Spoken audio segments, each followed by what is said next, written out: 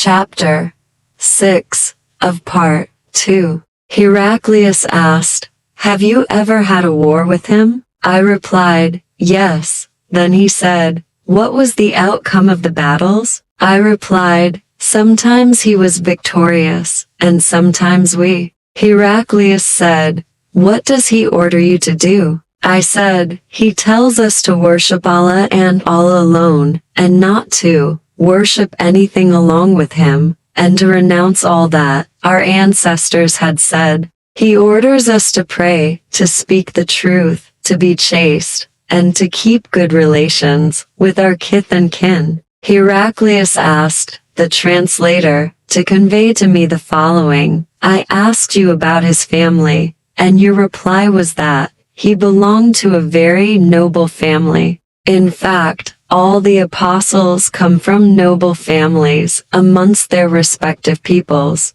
I questioned you whether anybody else amongst you claimed such a thing. Your reply was in the negative. If the answer had been in the affirmative, I would have thought that this man was following the previous man's statement. Then I asked you whether any one of his ancestors was a king. Your reply was in the negative, and if it had been in the affirmative, I would have thought that this man wanted to take back his ancestral kingdom. I further asked whether he was ever accused of telling lies before he said what he said, and your reply was in the negative. So I wondered how a person who does not tell a lie about others could ever tell a lie about Allah. I then asked you whether the rich people followed him or the poor. You replied that it was the poor who followed him, and in fact, all the apostles have been followed by this very class of people.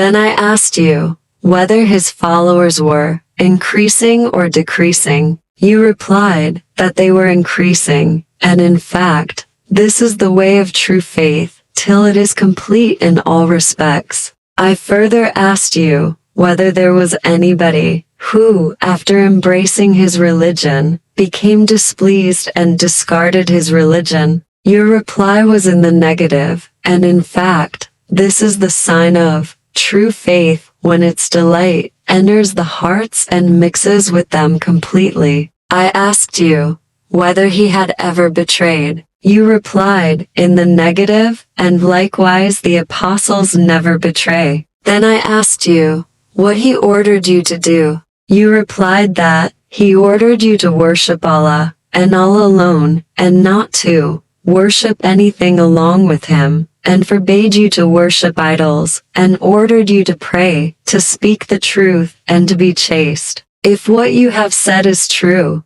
he will very soon occupy this place underneath my feet. And I knew it from the scriptures that he was going to appear, but I did not know that he would be from you. And if I could reach him definitely, I would go immediately to meet him. And if I were with him, I would certainly wash his feet." Heraclius then asked for the letter addressed by Allah's apostle, which was delivered by Dihya to the governor of Basra, who forwarded it to Heraclius to read. The contents of the letter were as follows: "In the name of Allah the Beneficent, the Merciful, this letter is from Muhammad, the slave of Allah, and his apostle to Heraclius, the ruler of Byzantine. Peace be upon him, who follows the right path.